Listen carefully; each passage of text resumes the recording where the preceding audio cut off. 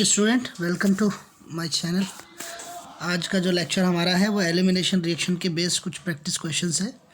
ये बहुत studied reaction है, आप लोगों ने इसको पढ़ा है और आप लोग जानते हैं कि एलिमिनेशन के दौरान क्या होता है। अल्फ़ा, बीटा और गामा तरीके के एलिमिनेशन होते हैं, जिनमें से बीटा एलिमिनेशन जो है सबसे जो है कॉमन एलिमिनेशन है। बीटा एलिमिनेशन में क्या होता है, दो एटम बाहर निकलते हैं, जैसे ये और इसके नज़दीक का कोई ये वाला या ये वाले कार्बन में प्रेजेंट हाइड्रोजन एटम बाहर निकलता है, ठीक है ना। तो इसको कहते हैं बीटा एलिमिनेशन या फिर अल्फा बीटा एलिमिनेशन या फिर 1-2 एलिमिनेशन। 1-2 मतलब पहली और दूसरी पोजीशन से एलिमिनेट होते हैं।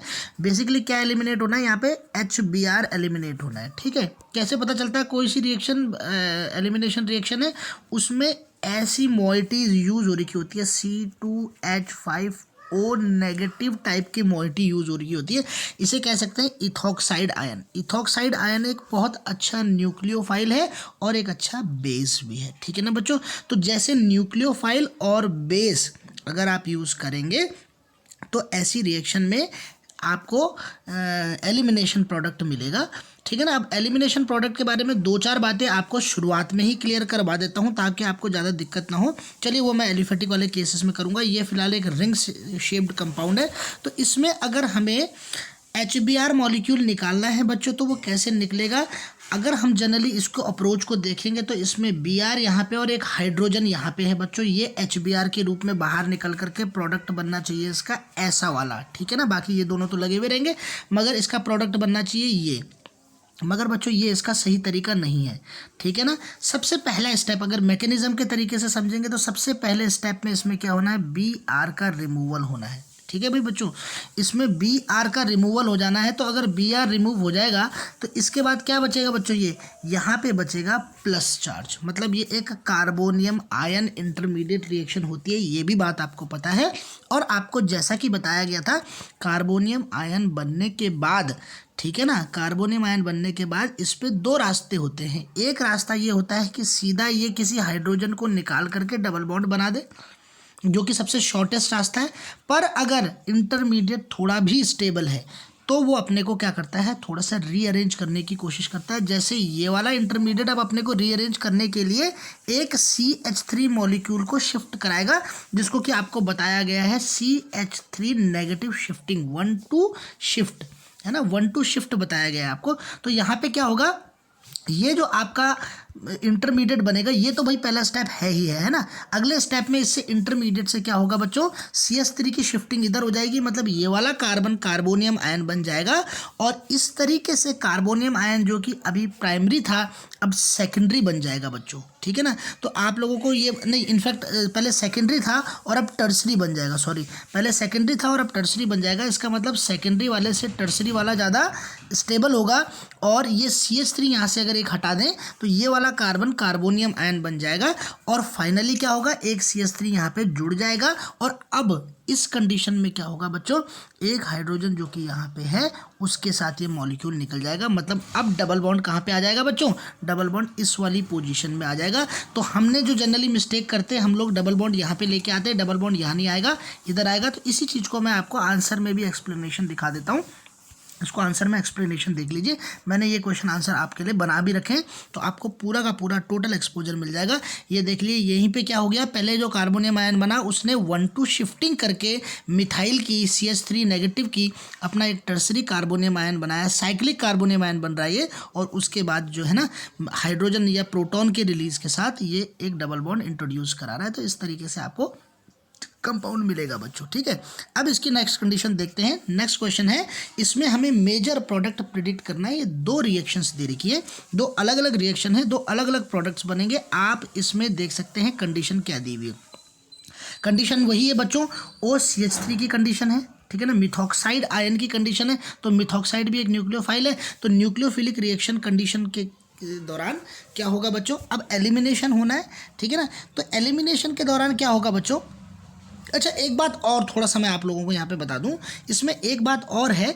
देखिए जो ये हम OCH3 या OE2 OCH2 C2H5 यूज़ कर रहे हैं, ये एक स्ट्रॉन्ग क्या है, बेस है, न्यूक्लियोफाइल भी है, मगर उससे ज़्यादा स्ट्रॉन्ग क्या है, ये बेस है बच्चों। और जब ये स्ट्रॉन्ग बेस रहेगा तो स्ट्रॉन्ग बेस का क्या काम रहेगा बच्चों, प्रोटॉन को एब्स्ट्रैक्ट करना। याद रखना, इसमें एक इंपॉर्टेंट स्टेप जो आएगा वो है प्रोटॉन को एब्स्ट्रैक्ट करना। और आप देख ही रहे हो कि पूरी रिएक्शन के दौरान एक प्रोटॉन भी आखिरी स्टेप में H पॉजिटिव की फॉर्म में रिलीज हो रहा है, ठीक है ना। तो अब आप यहाँ से ये समझ लीजिए कि अगर OCH3 मतलब एक स्ट्रॉन्ग बेस की जगह कोई वीक बेस लिया होता, अगर मैं इसकी जगह कोई वीक बेस लेता बच्चों, तो इस रिएक्शन में एलिमिनेशन की जगह SN1 या SN2 रिएक्शन भी हो सकती थी। मेरा आपको कहने का ये मतलब है कि एलिमिनेशन रिएक्शन और SN1 न्यूक्लियोफिलिक सब्स्टिट्यूशन रिएक्शन, ये दोनों पार्ट एंड पार्सल हैं। किसी गिवन कंडीशन के लिए दो तरीके के प्रोडक्ट बन सकते हैं। जैसे ये रिएक्शन जो है ये केवल एडिशन ही केवल एलिमिनेशन प्रोडक्ट ही नहीं देगी, ये क्या भी देगी, ये सब्स्टिट्यूशन प्रोडक्ट भी देगी। मतलब इस Br को रिप्लेस करके इसकी जगह OCH3 जुड़ जाए, ऐसा भी एक प्रोडक्ट बनेगा, पर वो माइनर बनेगा। माइनर इसलिए बनेगा क्योंकि मेरे पास जो बेस है वो स्ट्रॉन्ग है। अगर बेस बच्चों मेरे पास वीक होता तो इस समय मेरा सब्स्टिट्यूशन प्रोडक्ट मेजर होता और मेरा एलिमिनेशन प्रोडक्ट माइनर होता। मगर एक बात याद रखना कि दोनों के दोनों प्रोडक्ट ही बनते हैं। एक और कंडीशन है जो कि इन दोनों को एक दूसरे से डिफरेंट करती है। मतलब एक इस तरीके के एल्काइल हैलाइड्स के लिए एलिमिनेशन रिएक्शन होगी या फिर सब्स्टिट्यूशन SN1 SN2 रिएक्शन होंगी। इस चीज़ को कौन गवर्न करेगा बच्चों, दो कंडीशन। एक तो हो गया स्ट्रॉन्ग बेस या फिर वीक बेस। वीक बेस का मतलब हो गया थोड़ा अच्छा स्ट्रॉन्ग न्यूक्लियोफाइल। मतलब अगर न्यूक्लियोफाइल गुड है तो वो रिएक्शन क्या हो जाएगी बच्चों, वो सब्स्टिट्यूशन रिएक्शन के तरीके से चलेगी। अभी हमारी रिएक्शन किसके तरीके से चल रही है, एलिमिनेशन के तरीके से चल रही है। अच्छा, दूसरी जो कंडीशन है बच्चों वो है कंडीशन हीट की, ठीक है ना।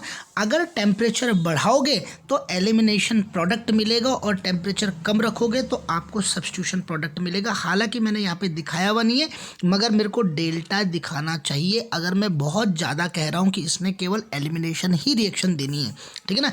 अगर मैं इस डेल्टा को नहीं दिखाऊंगा तो इसके दो पॉसिबल प्रोडक्ट हैं। हालांकि स्ट्रॉन्ग बेस होने के कारण इसका एलिमिनेशन प्रोडक्ट ज़्यादा डोमिनेंट हो जाएगा, ठीक है बच्चों। पहले ही बता देता हूँ, लेक्चर थोड़ा सा लंबा हो सकता है, पूरा लेक्चर देखना है तभी जाकर के सारे कंसेप्ट्स क्लियर होंगे।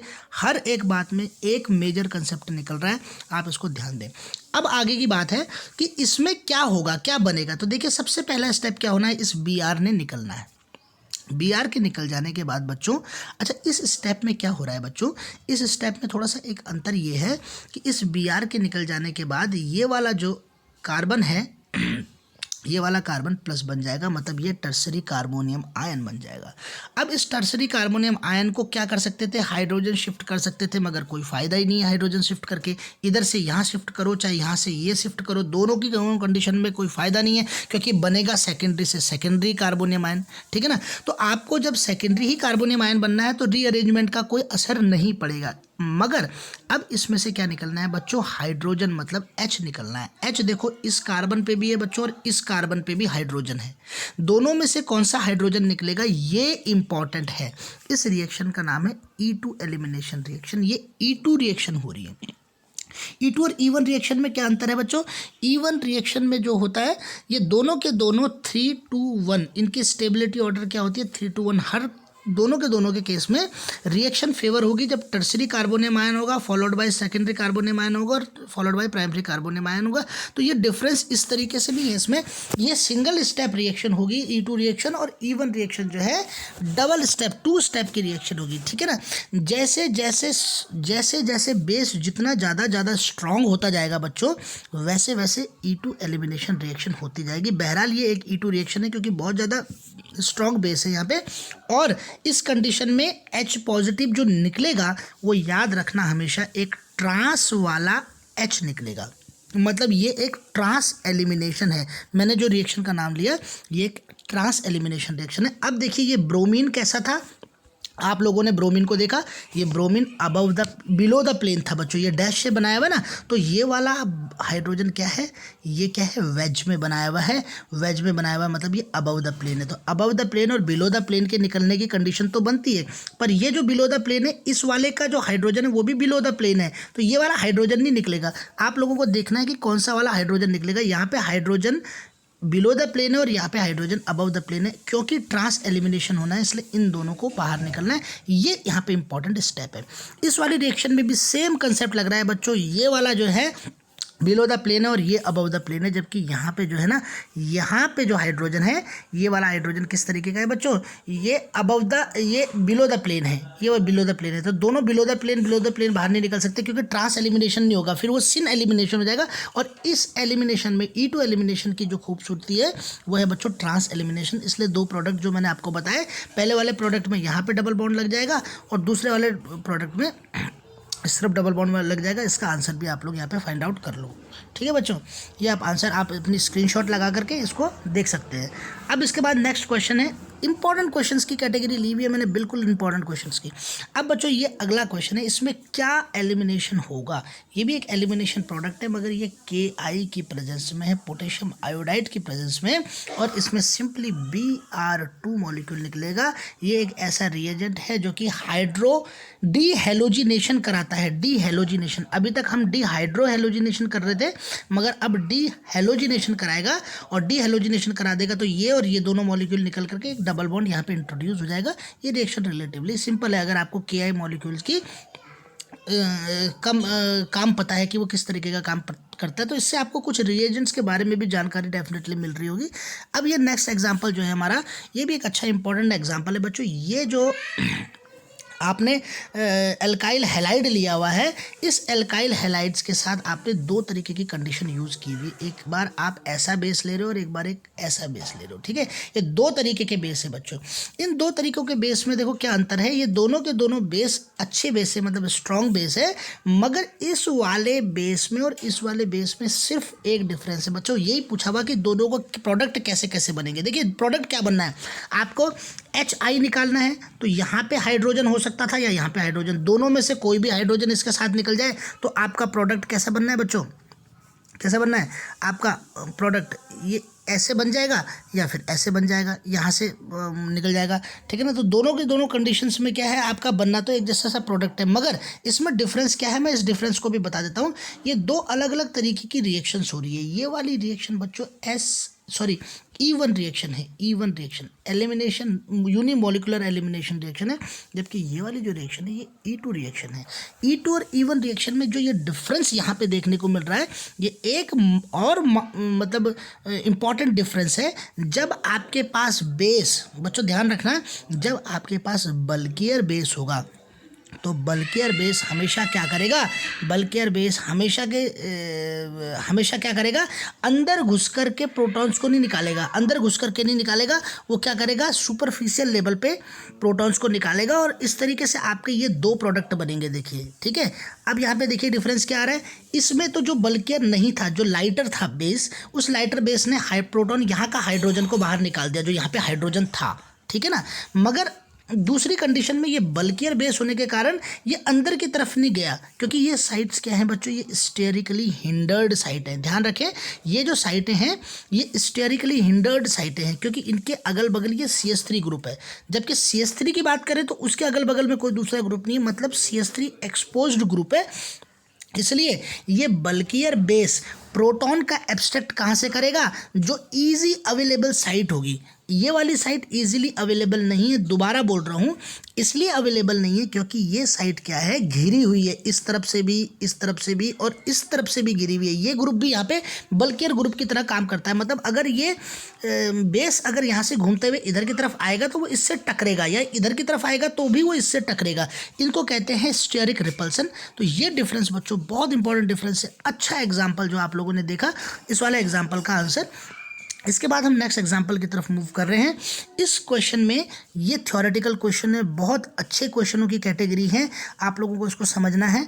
अगला क्वेश्चन ये कह रहा है कि ऐसे स्टेटमेंट को, करेक्ट स्टेटमेंट को टिक करो जो E1 एलिमिनेशन के लिए एल्काइल हैलाइड्स के सबसे बढ़िया हो। इवन एलिमिनेशन की बात अगर करें बच्चों, तो इवन एलिमिनेशन के दौरान सबसे पहले 2 स्टेप में ये रिएक्शन होती है, जैसा कि आपको पता ही है।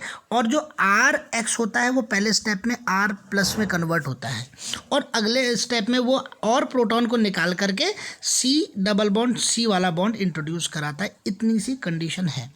ऑब्वियस सी बात है, यहाँ पे एक बेस है, जैसे कि C2H5O नेगेटिव को ले लें तो ये एक बेस है, मगर इस बेस की कंडीशन क्या है, अगर ये E2 रिएक्शन होगी, अगर ये E2 एलिमिनेशन रिएक्शन होगी, तो E2 एलिमिनेशन रिएक्शन में बेस का रोल यहीं पे आ जाएगा, मतलब पहले स्टेप में ही आ जाएगा, इसलिए ये बाई मॉलिक्यूलर रिएक्शन होगी। पर अगर ये इवन रिएक्शन है तो उसका रोल यहाँ पे आएगा। आपको इवन रिएक्शन के बारे में बात करी हुई है, तो आपको पता है कि जो पहला स्टेप होगा, जिसको कि हम रेट डिटरमाइनिंग स्टेप कहेंगे, वहाँ पे बेस का कोई रोल नहीं होगा, इसलिए रेट ऑफ रिएक्शन को बेस कहीं से भी अफेक्ट नहीं करेगा। तो इसका मतलब आपका क्या हो गया बच्चों, पहला वाला ऑप्शन और दूसरा वाला ऑप्शन बिल्कुल गलत हो गया। इन दोनों में बेस जो है रेट को प्रभाव इफेक्ट कर रहा है, ये गलत है। ये थर्ड वाला आंसर आपका सही है, क्योंकि रेट जो है यूनिमोलिकुलर रिएक्शन के लिए उसके रिएक्टेंट पे ही डिपेंड करेगा। अगली बात, ये एक 2 स्टेप रिएक्शन होगी, जैसा कि मैंने अभी आपको बोला, पहले स्टेप में R पॉजिटिव बनेगा और दूसरे स्टेप में ये प्रोटॉन को रिलीज करेगा, तो 2 स्टेप रिएक्शन ये होगी, तो ये बात भी बिल्कुल सही है। और तीसरी बात, समटाइम्स, नेक्स्ट जो पॉइंट है, समटाइम्स रीअरेंजमेंट टेक्स प्लेस, ये बात भी बच्चों मैं आपको काफ़ी बार रिवाइज कर चुका हूँ। जब आपका R+ बनेगा, जब आपका एल्काइल कार्बोनियम आयन बनेगा, और चूंकि इसकी स्टेबिलिटी ठीक ठाक होगी, इसीलिए तो ये बना था, इसकी स्टेबिलिटी, तो ये थोड़ी देर के लिए रीअरेंजमेंट जैसे प्रोसेस में इन्वॉल्व हो जाएगा, क्योंकि इसके पास बहुत टाइम रहेगा, क्योंकि ये स्टेबल रहेगा, तो रीअरेंजमेंट जैसे स्टेप्स भी इसमें देखने को मिलेंगे। तो C, D और E इसके बच्चों जो है राइट आंसर हैं, इनको आप ध्यान रखेंगे। नेक्स्ट क्वेश्चन देखते हैं, एक और बढ़िया न्यूमेरिकल देखिए। इस वाले कंपाउंड के लिए कितने प्रोडक्ट बन सकते हैं एलिमिनेशन के, ये पूछा हुआ है। ये पूछा हुआ है कितने एलिमिनेशन प्रोडक्ट बन सकते हैं, इसलिए यहाँ पे कंडीशन नहीं दे रही, क्योंकि क्लियर कर दिया कि एलिमिनेशन प्रोडक्ट बनाने हैं आपने। तो बच्चों देखो कितने एलिमिनेशन प्रोडक्ट बन सकते हैं। देखिए यहाँ पे अगर मैं इसको काउंट करवाऊँ आपको, तो कितने बन सकते हैं। देखिए ये आयोडीन जो है इस वाले हाइड्रोजन के साथ भी बाहर निकल सकता है, और इस वाले हाइड्रोजन के साथ भी बाहर निकल सकता है। मान लेते हैं ये E1 हो या E2 हो, आपको उससे कोई दिक्कत नहीं है। E1 भी होगा तो भी और E2 भी होगा तो भी, हाइड्रोजन्स तो अगल बगल में अवेलेबल है। तो देखिए 2 कंडीशंस तो आपको क्लियर हो रही हैं, या तो ये एसिड कंपाउंड बना सकता है, और या तो फिर ये बच्चों ऐसा वाला कंपाउंड बना सकता है। ये 2 तरीके के एलिमिनेशन प्रोडक्ट तो बन ही सकते हैं।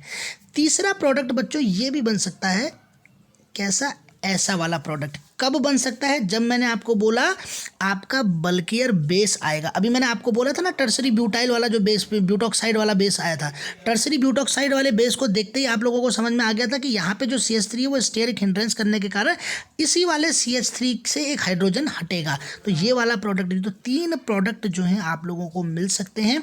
एक बात और, अगर थोड़ी सी और जानकारी देखें, तो ये जो डबल बॉन्ड वाले जो 2 कंपाउंड हैं, ये सिस और ट्रांस 2 तरीके के हो सकते हैं। मतलब इसमें सिस प्रोडक्ट, सिस एंड ट्रांस दोनों तरीके के प्रोडक्ट हो सकते हैं। इसमें भी सिस और ट्रांस दोनों हो सकते हैं, मगर इसमें बच्चों सिस और ट्रांस नहीं हो सकते, क्योंकि यहाँ पे CH2 ग्रुप है, और आप जानते हो CH2 ग्रुप है, तो यहाँ पे सिस और ट्रांस नहीं हो सकते। इतनी केमिस्ट्री मैं मान के चल रहा हूँ, इतनी केमिस्ट्री आपको आती है, जितनी मैं आपको बताया कि ये सिस और ट्रांस बनेंगे, ये बनेगा, मगर ये नहीं बनेगा, इतनी मैं मान के चल रहा हूँ कि आपको आती है, आपने 12th में ठीक ठाक से पढ़ा हुआ है, आपको मतलब मेरे लेक्चर्स लेने के लिए तैयारी, मतलब आप तैयार हैं कि मेरे लेक्चर ले पाएँ, क्योंकि ऑब्वियस सी बात है ये लेक्चर बिल्कुल इजी या फिर स्टार्टिंग वाले बच्चे के लिए नहीं है, जो कि पहले दिन किताब खोल रहा है, उसके लिए ये लेक्चर नहीं है। ये लेक्चर डेफिनेटली उसी बच्चे के लिए है जिसने एक बार एलिमिनेशन रिएक्शन पढ़ा, जिसने 3-4 बार उसकी मैकेनिज्म लिख दी, 4-5 बार उसके पॉइंट नोट डाउन कर लिए, और कुछ एक सीरीज ऑफ क्वेश्चन को भी सेट कर लिया, क्योंकि यहाँ पे जो क्वेश्चन है ये वैरायटी के तो जरूर है, मगर चैलेंजिंग टाइप के क्वेश्चन है बच्चों। ये बिल्कुल भी ईजी क्वेश्चनों की कैटेगरी में नहीं आ रहे। और अगर आप लोग इसको क्वेश्चन को कर रहे हो और मान लेते हैं आप लोग अपने से कर रहे हो, तो आप लोग, इसका मतलब अच्छी आपकी तैयारी है, बहुत बढ़िया बात हो रही है। नेक्स्ट क्वेश्चन को देख लेते हैं। अच्छा देखिए, इसके ये प्रोडक्ट थे, तो ये 5 प्रोडक्ट इसके बन सकते हैं, सिस ट्रांस, और इसका केवल स्क्रीनशॉट लेते जाएं आप जहाँ जहाँ पे ज़रूरत लग रही है आपको। इसके बाद जो नेक्स्ट क्वेश्चन है बच्चों, ये भी थियोरेटिकल है। थियोरेटिकल क्वेश्चन इंपॉर्टेंट होते हैं क्योंकि एक तो इसमें ये नहीं पता कि कितने आंसर सही होंगे, ठीक है ना। अब जैसे ये 7th नंबर का क्वेश्चन है, तो ये कह रहा है ट्रू स्टेटमेंट बताना है एलिमिनेशन के बारे में, ऑब्वियस सी बात है, सॉरी कार्बोनियम आयन के बारे में। तो कार्बोनियम आयन कैसा होता है इसके बारे में ये कह रहा है ट्रू स्टेटमेंट बताओ। तो कार्बोनियम आयन तो बच्चों SN1 रिएक्शन में बनता ही बनता है, क्योंकि वो 2 स्टेप की रिएक्शन है, वहाँ बनता है। तो SN2 में वो नहीं बनता भाई। SN1 रिएक्शन में बनता है तो SN2 में कैसे बन सकता है? कार्बोनियम आयन बनता ही नहीं है वहाँ पे तो ट्रांजिशन स्टेट बनती है, हमारे को पता है। अब मैं बोलूँ SN1 और SN2 दोनों में बनता है, तो ये बात अपना आप ही गलत हो जाती है, क्योंकि SN2 रिएक्शन में बनता ही नहीं है। E2 रिएक्शन में कार्बोनियम आयन बनता है क्या? नहीं जी, E1 में बनता है कार्बोनियम आयन। E2 वाली रिएक्शन में जो बनता है वो भी ट्रांजिशन स्टेट बनती है, क्योंकि वो भी एक सिंगल स्टेप है। तो और दूसरा E1 में बनता है क्या? हाँ जी, E1 में बनता है। तो इसका मतलब इसका आंसर क्या हो गया? इसका आंसर हो गया A एंड E। इसके 2 आंसर हो गए, मतलब A वाला भी सही है और E वाला भी सही है बच्चों। तो इसका आंसर हम यहाँ पे टैली कर लेते हैं। इसका आंसर इन्होंने कह रखा है E सही है, E भी सही है और A भी सही है। ऑटोमेटिक सी बात हो गई, इन्होंने लिखा E में तो A आ ही गया, तो इसका मतलब 7वें नंबर का आंसर E इन्होंने दे दिया। कोई बात नहीं, वो एक ही बात है, उसमें कोई बहस करके फायदा नहीं है। नेक्स्ट जो क्वेश्चन है 8th नंबर का क्वेश्चन, इसमें बोला हुआ है कि एल्कीन का जब सोडियम मिथॉक्साइड से ट्रीटमेंट करोगे तो क्या बनेगा, ये बोल रहे हैं। सॉरी, किस कंपाउंड में फॉर्म्स ओनली एल्कीन, कौन सा वाला प्रोडक्ट कंपाउंड ऐसा है जो केवल एलिमिनेशन प्रोडक्ट देगा बच्चों? तो कौन सा वाला एलिमिनेशन देगा, इसके लिए तो आपको ये सारे के सारे एग्जांपल्स बनाने पड़ेंगे और सारे एग्जांपल्स बना करके आपको चेक करना पड़ेगा कि आपका कौन सा वाला फिट हो रहा है। बहरहाल मैं आपको इसका आंसर बता देता हूँ, आप लोग इसको ज़रूर अपने से ट्राई करें। मान लेते हैं आपको नहीं समझ में आया, तो फिर आप ये क्वेश्चन जो है मेरे कमेंट बॉक्स में डाल देंगे, तो मैं आपको इसका एक्सप्लेनेशन लिख करके बता दूंगा। वैसे मुझे 100% श्योर है कि जो बच्चे मेरे अभी तक लेक्चर पढ़ रहे हैं उन बच्चों को ये क्वेश्चन बहुत इजीली कवर होने वाला होगा। Thank you so much.